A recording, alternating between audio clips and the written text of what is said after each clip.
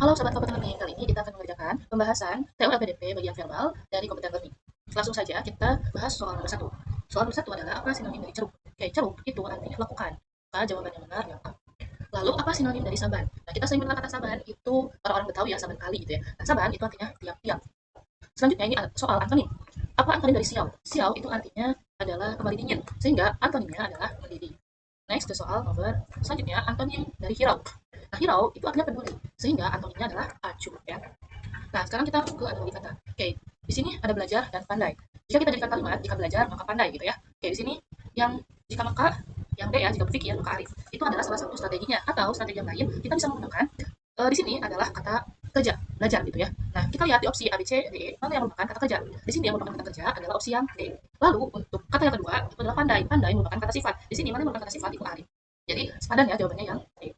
Oke, next air minyak. Air dan minyak itu sering dianalogikan adalah dua hal yang tidak bisa bersatu. Itu sama aja kayak anjing dan kucing. Maka jawabannya yang C. Selanjutnya, ini analogi tiga. Kata sekolah, siswa, belajar. Oke, kalau kita menggunakan strategi kesamaan jenis dari katanya, semisal di sini sekolah itu kata benda. Di sini merupakan kata benda. Ini selain yang D ya, karena yang D dokter itu adalah nama orang gitu jenis pekerjaan. Nah, berarti antara A, B, C dan E. Siswa. Ya, di sini adalah profesi atau jenis pekerjaannya. Ya, di sini ada guru, ilmuwan, ayah, makan. Nah, makan. Berarti kita bisa eliminasi D dan E. Nah, belajar ini adalah kata kerjanya. Ada rapat, meneliti, dan ibu. Oke. Nah, di sini antara A dan B. Nah, oke, di sini bisa kita coba pakai kata hubung. Siswa belajar di sekolah atau ilmuwan meneliti di laboratorium. Sepadan ya, jawabannya yang B. Oke, selanjutnya. Dana kecurangannya adalah penggelapan ya. Uang bank tidak hak cipta, kecurangan adalah penciplakan. Maka jawabannya yang B juga. Oke, selanjutnya. Di sini kita bisa menggunakan dua cara juga, yaitu cara logika atau menggunakan kalimat matematik. Oke, untuk cara logika, semua siswa ujian masuk STAN ingin diterima di kampus STAN. Tino tidak ingin diterima di kampus STAN. Berarti, oke, A, Tino ingin diterima salah, Tino tidak ingin lulus salah, Tino peserta ujian salah, Tino bukan peserta ujian. Kenapa? Karena tadi Tino tidak ingin diterima di kampus STAN. Atau kita bisa menggunakan kalimat matematika. Kita ubah ini sebagai P dan ini sebagai Q. Jadi semua siswa yang ikut tes itu ingin masuk STAN. Nah, Tino itu tidak ingin masuk STAN, berarti negasi Q. Maka jawabannya adalah negasi P. Jawabannya yang D. Oke, selanjutnya. Semua hutan ditanami pohon. Sebagian ditanami pohon jati. Kesimpulannya adalah semua ditanami pohon jati salah ya. Sebagian dari hutan tidak ditanami pohon. Salah karena ada keterangan bahwa semua hutan ditanami pohon. Sebagian hutan ditanami pohon jenis lain. Oke, ini bisa kita jadikan pilihan. Semua ditanami pohon jati salah, hutan dari pohon saling jadi salah. Oke, karena kita tahu bahwa sebagian ditanami pohon jati, maka sebagian yang lain ditanami pohon yang bukan pohon jati. Selanjutnya, jika pernyataan semua dokter adalah laki-laki salah, maka yang benarnya, oke, kita cari negasinya. Negasi semua adalah sebagian atau sementara, ya. Berarti bisa A, B, C. Lalu negasi adalah laki-laki, maka bukan laki-laki. Oke, berarti jawabannya yang C. Untuk soal selanjutnya, jika Desi memakai baju coklat, maka ia memakai celana hitam. Jika Desi memakai celana hitam, maka Dina memakai celana coklat. Dina memakai celana putih. Karena bentuk pertanyaannya adalah kontrapositif dari Dina memakai celana coklat, maka kita bisa gunakan bentuk kontrapositif dengan pengetahuan awal. Kita tahu bahwa jika P maka Q itu ekuivalen dengan negasi Q maka negasi P. Sorry, negasi P. Ya. Nah, dari sini kita back to pernyataan yang pertama, jika Desi memakai baju coklat, ini adalah P-nya. Maka ia memakai celana hitam, ini Q-nya. Berarti kontrapositifnya, jika Desi memakai celana hitam, kita singkat sebagai CH, bukan hitam ya kontrapositifnya, maka Desi memakai baju yang bukan coklat, bukan baju coklat ya. Oke, kita masuk ke pernyataan yang kedua. Jika Desi memakai celana hitam, P, maka Dina memakai celana coklat, ini Q. Kita ubah menjadi bentuk kontrapositifnya. Maka jika Dina bukan celana coklat, B, C, C, maka Desi bukan celana hitam, B, C, H. Oke, di sini kita punya pernyataan terakhir bahwa Dina itu bukan celana coklat atau celana putih ya. Berarti di sini Dina bukan celana coklat. Maka jawabannya adalah Desi bukan celana hitam. Lalu, sambungkan dengan pernyataan pertama, Desi bukan celana hitam, maka Desi bukan baju coklat. Berarti jawabannya adalah yang A. Next question. Semua pengendara kendaraan bermotor harus memiliki SIM. Badu, petugas menyeleksi ujian praktik untuk mendapatkan SIM. Nah, Simon punya SIM, berarti pemilik SIM mengikuti ujian praktek ini terlalu general. Semua pengendara kendaraan bermotor pernah mengikuti ujian praktek ini juga terlalu general. Simon mengikuti ujian praktek, betul ya, karena kita berfokus pada pernyataan Simon. Next question, jika 3 tim sepak takraw dibentuk dengan masing-masing tim terdiri 3 orang, R berada dalam satu tim dengan U. Oke, sebenarnya ini untuk menyelesaikan seperti diagram Venn atau apapun itu, tapi kalau caraku itu kita pakai kalimat matematika aja gitu ya. Oke, katanya R harus satu tim dengan U. R dengan U. S tidak boleh satu tim dengan T atau X, jadi S tidak boleh dengan T, S juga tidak boleh dengan X. T tidak boleh dipisahkan dengan Z, berarti T harus dengan Z. V dan Y harus satu tim dengan S. Oke, ini kan udah satu tim ya, ada V, Y, S, ini satu tim, 3 orang. W harus dipisahkan dengan R, W tidak boleh dengan R. Oke, karena kita udah dapat V, Y, S, berarti ini udah tidak terpakai sudah pernyataannya ya. Kita dapat R dengan U, T dengan Z. Oke, berarti ada dua kemungkinan, bisa R, U, sorry. Oke, ini apakah ada pernyataan yang tertinggal? Oh ya, W tidak boleh dengan R. Oh, berarti W itu sudah pasti di sini. Oke, berarti kita coba cari TZW VS. TZW VS. Oke, ini yang C ya. Tidak ada lagi untuk pernyataan lain, berarti jawabannya yang C. Oke, next question. Emilia, Sivalita, Kia, Tama, Adam, Daniel, dan Haka, panitia perayaan HUT RI di Kampung Mandiri. Oke, dan seterusnya. Ini saya coba baca biar kita bisa memahami secara detail. Tapi untuk di ujian yang sebenarnya, mungkin untuk pernyataan awal ini bisa kita skip ya. Kita bisa masuk ke kalimat-kalimat penting saja. Oke, katanya mereka duduk pada 4 meja yang berderet. Oke, berarti kalau kita gambarkan, ya, 4 meja. Tuh, 2, 3, 4. Pada setiap meja hanya ada 2 orang yang duduk berhadapan. 1, 2, 3, 4. Sedangkan laki-laki dan perempuan tidak boleh duduk bersebelahan. Laki-laki tidak boleh dekat dengan perempuan bersebelahan ya. Jadi kalau berhadapan boleh gitu ya. Bagaimana bersebelahan? Meja 3 terletak paling kiri. Oke, ini 3. Meja 2 terletak di antara meja 1 dan 4. Oke, berarti 2 ada di sini. Ini tuh ada 2 kemungkinan, bisa 1, 4 ya. Oke, kemungkinan keduanya bisa 4, 1. Siva ada di meja 3. Ini diisi oleh Siva. Azam duduk berhadapan dengan Siva. Ini diisi oleh Azam. Dan Tama tidak mau duduk di sebelah Daniel. Oke, Tama tidak mau duduk di sebelah Daniel. Itu dulu ya. Tama tidak di sebelah Daniel. Emilia duduk di kursi kedua sebelah kanan Kia. Emilia di sebelah kanan Kia. Berarti Emilia ada di ujung ya. Berarti Emilia duduk kedua. Oke, berarti kalau misalnya di sini Kia. Di sini Emilia. Kemungkinan ini Kia, ini Emilia. Ya. Daniel ada di meja 4 yang letaknya 2 meja di kanan meja 1. Oke, berarti kita pakai pernyataan yang pertama. Ini pernyataan kedua, kita coret aja. Karena meja 4 di sebelah kanan, 2 langkah di sebelah kanan meja 1. Daniel ada di meja 4. Oke, Daniel ada di meja 4 yang letaknya 2 meja di kanan meja 1. Oke, berarti sini Daniel ya. Daniel. Oke. Pernyataan mana yang paling benar? Kia duduk di sebelah Emilia. Ini salah ya, karena sudah jelas Emilia itu kedua di sebelah Kia. Lalu Daniel dan Kia duduk berhadapan di meja 4. Ini juga salah. Tama dan Kia duduk berhadapan di meja 1. Oke, nah ini tadi Tama dan Daniel tidak mau duduk bersebelahan, otomatis Tama itu ada di sini, dan berarti benar Tama dan Kia itu duduk bersebelahan di meja 1. Oke. Pada suatu perguruan tinggi, setiap mahasiswa memiliki 8 mata kuliah.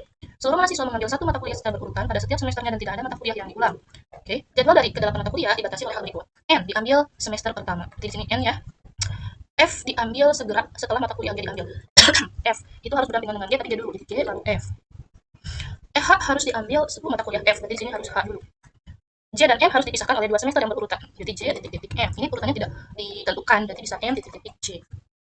H dapat diambil pada semester berikut kecuali Oke, kecuali K. Di sini karena H itu harus sebelum F dan F itu diambil sebelum, dan F itu harus ada G dulu ya di antara A dan F, berarti nggak mungkin di semester 7 karena di 8 semester. Kalau misalnya hari 7 berarti nah ini GF-nya nggak terpenuhi gitu ya. Oke. Kita berlanjut ke soal berikutnya. Oke, ini masih dengan pernyataan yang sama ya. Oke, kita tadi itu dapat ini ya, H, GF, JM dan MJ gitu ya. Oke. Berarti tadi M pertama, terus GF itu harus urutan MJ dan JM. Oke. Pertanyaannya, urut jadwal berikut yang memenuhi persyaratan di atas untuk mahasiswa semester 2 hingga semester 8. Berarti ini udah tereliminasi N-nya ya, karena di semester 2. Oke, kita coba pakai sistem eliminasi juga. Katanya GF harus berurutan. Harus G dulu, nggak boleh F dulu. Berarti di sini, oke, semuanya memenuhi ya, GF, GF. GF ini tidak berurutan, tapi berarti yang B bisa kita eliminasi. Lalu, M dan J dipisah oleh 2 mata kuliah. Tapi dengan urutan yang bebas ya. Sini JM ini 3 nih, berarti ini dipisah oleh 3 mata kuliah, salah ya. Ini MJ benar, ini MJB benar. Lalu H sebelum GF. Ya, di sini H-nya dia setelah GF, berarti yang benar adalah yang C. Next. Masih dengan pernyataan yang sama. Jadi kita punya N pertama, MJ dan JM dipisahkan oleh 2 mata kuliah, ada GF, ada H sebelum GF. Semester tercepat yang dapat digunakan oleh mahasiswa untuk mengambil mata kuliah F adalah, oke, berarti ini semester pertama harus N ya. Lalu di sini harus ada G sama F, G sama H dulu sebelum F. Berarti tercepat adalah semester 4. Oke. Next, tulis lagi bahwa JM, MJ, 2 mata kuliah, di sini ada GF, sebelumnya ada H, dan M pertama. Oke. Apabila J diambil dari semester 4, maka G harus diambil semester. Oke, kita coba buat dulu slotnya ya. J-nya diambil semester 4, berarti 1, 2, 3, 4. Di sini J. G-nya ya. Di sini berarti kan kita punya N ya. Nah, kalau kita ambil G, berarti kita harus ambil H gitu ya. Berarti H-nya harus diambil dulu di sini. GF harus berdampingan. Berarti nggak mungkin kan dia diambil di sini. Berarti paling cepat dia diambil di sini. Berarti di semester 5. Oke, masih dengan pernyataan yang sama. Oke, apabila H diambil pada semester 5, maka terdapat berapa kemungkinan? Oke, kita tulis dulu ya tadi pernyataannya. Itu JM dan MJ. N di semester pertama, ada H sebelum GF. H di semester 5, tuh 2, 3, 4 di sini H. Ada berapa kemungkinan? Oke, berarti 5, 6, 7, 8. Berarti di sini lalu ada GF ya. GF. Oke, karena ini berdampingan berarti dia bisa gini, GF. Jadi ada 2 kemungkinan. Oke, kita lanjut lagi. Ini dengan soal yang berbeda. Pernyataan yang berbeda. Suatu kubus mempunyai sisi dengan warna hitam, biru, coklat, hijau, merah, dan putih. Kita coba gambarkan dulu kubusnya. Sisi merah berhadapan dengan sisi hitam. Oke, kita coba acak dulu aja karena di sini nggak ada pernyataan merah harus disimpan di mana. Misal kita merah simpan di depan, merah berhadapan hitam berarti hitamnya di belakang. Hijau terletak antara merah dan hitam, berarti hijau bisa di sisi sini atau di sebelahnya lagi atau di atas bawah juga sama. Lalu biru ada di sebelah sisi putih. Oke, berarti biru putih itu bersebelahan ya. Di sini biru, di sini putih itu bisa. Merah di bawah. Oke, merah di bawah. Berarti kita harus ulang gambarnya dengan posisi merah di bawah ya. Berarti di sini merah di bawah, nanti hitam di atas, lalu hijau di antara merah dan hitam, di sini hijau di depan, ya, biru di sebelah putih. Di sini bisa biru putih, di belakang. Sorry. Oke, sebentar, kita ulang teman-teman ya. Oke, kita coba perbesar biar terlihat lebih jelas. Oke, jadi tadi merah berhadapan dengan hitam. Tapi merahnya ini yang di kalimat terakhir di bawah. Berarti dia merah di bawah, hitam di atas. Hijau terletak di antara merah dan hitam. Kita misalkan hijau di depan saja ya. Lalu biru di sebelah sisi putih. Oke, berarti misalkan kita simpan biru di sini dan putih bisa di belakang. Biru putih di sebelahan. Sisi yang berhadapan dengan coklat. Oh, sorry. Oh, ada yang kelewat. Coklat di sebelah biru. Oh, berarti di sini harus putih nih. Di sini harus putih, di belakang biru, coklat di sebelah biru. Berarti coklat di sisi sebelahnya lagi.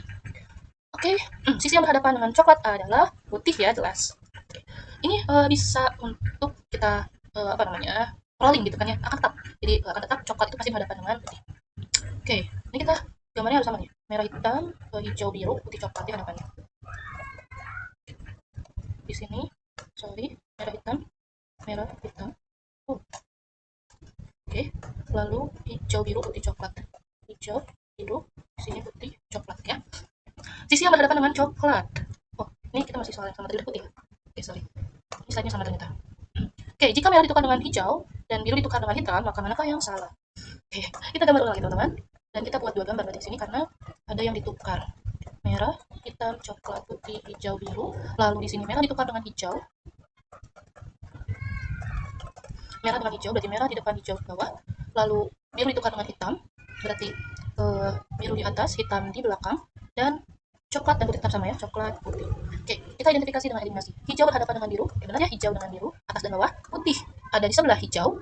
Oke, ini benar ya, di sini putih, ini hijau, dia bersebelahan, bawah dan pinggir. Merah berhadapan dengan merah. Ini anulir aja ya, ini kayaknya soalnya salah. Lalu putih terletak di sebelah coklat. Di sini putih dan coklat itu berhadapan, dia masih berhadapan. Jadi jawabannya yang benar adalah yang D. Ya. Oke. Jawaban D, sorry. Oke, next question. Masih soal yang sama, kita harus gambar lagi. Kita masih balik ke pernyataan pertama, yaitu, oke, sorry, di sini agak tricky ya menggunakan.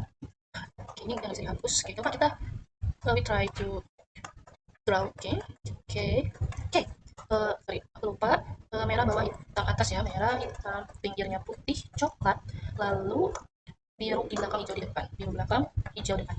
Inilah hanya ada pernyataan 1, 2, 4, oke, 1, 2, dan 4. Maka dapat disimpulkan, oke, di sini 1, itu pernyataan bahwa ada warna ini, dan 2, ada merah dan hitam saja, biru di sebelah putih. Oke, biru di sebelah putih.